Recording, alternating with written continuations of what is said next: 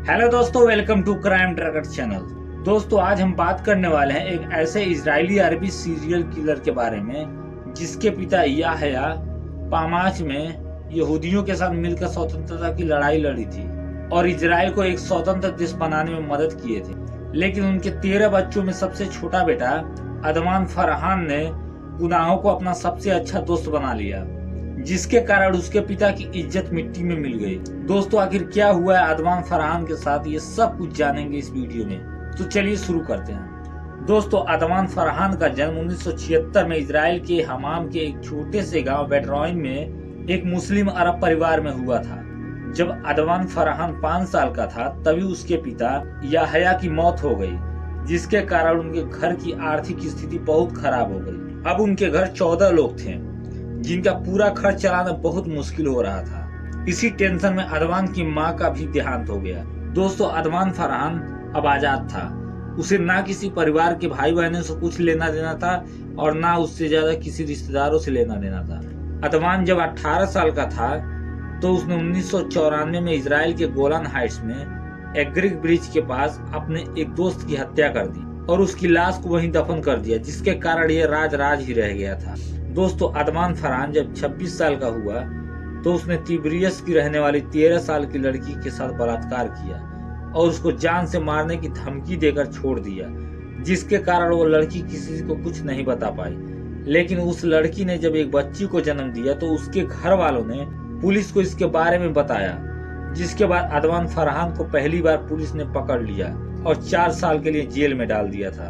और जब अदवान फरहान 2002 में जेल से बाहर आया तो वो अपने अंदर ही अंदर एक हैवान को पालने लगा। उसे अब आदत सी हो गई थी जुर्म करने की। अदवान फरहान ने इसी बीच एक लड़की को अपनी प्रेमिका बनाया और उसके साथ मिलकर जुर्म की दुनिया में उतर गया। उसने 2003 में चेक रिपब्लिक की टूरिस्ट सिल्विया मोलारोवा को डोगिट के पास पब में नशे के हालत में देखा तो उसने उसे मदद करने के बहाने अदवान फरहान और उसकी प्रेमिका ने उसे अपने गाड़ी में लिफ्ट देने के बहाने बैठा लिया और फिर गाड़ी को तजाल नोम के नदी के पास रोककर अदवान और उसकी प्रेमिका ने उस टूरिस्ट सिल्विया मोलारोवा की एक पतली तार की मदद से उसका गला घोटकर उसको मार दिया और उसके शरीर को पत्थर से उसी नदी में दबाकर फरार हो गए और फिर वो दोनों अपराधी आजाद घूमने लगे।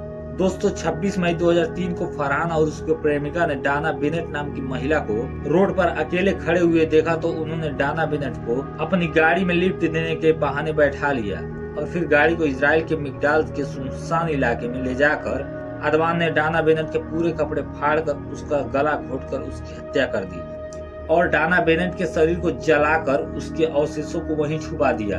इन सब अपराधों में अदवान फरहान की प्रेमिका बढ़ चढ़ कर हिस्सा लेती थी। हालांकि बहुत ताज्जुब की बात है कि एक औरत दूसरे औरत के साथ ऐसा होते हुए कैसे देख सकती है। दोस्तों, इजरायली पुलिस को डाना बेनेट का शव उस वक्त नहीं मिला और ना ही कोई सुराग मिला, जिसके कारण अदवान और उसकी प्रेमिका दोनों आजाद। इसी बीच सितंबर 2005 में अदवान फरहान ने तिब्रियस की एक वेश्या के साथ बलात्कार किया और उसको डरा धमकाकर अपनी गाड़ी में बैठने को कहा, जिसमें अदवान फरहान की प्रेमिका बैठी थी। हालांकि वो वेश्या उनके चंगुल से भागने में सफल रही। उसने इजरायली पुलिस को इस घटना के बारे में बताया तो इजरायली पुलिस हरकत में आई, क्योंकि इजरायली पुलिस को ऐसे 3-4 केस देखने को मिले थे हाल ही के साल में।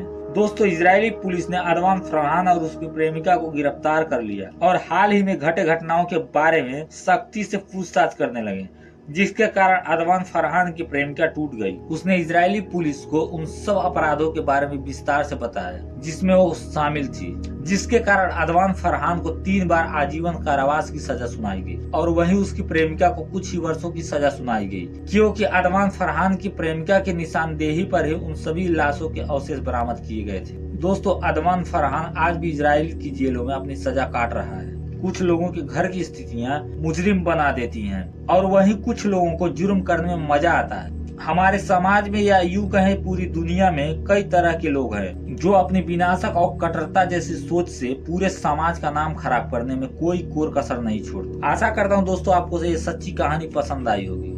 ऐसी ही कहानी सुनने के लिए हमारे क्राइम ट्रैकर चैनल को लाइक करें, सब्सक्राइब करें। जय हिंद, वंदे मातरम।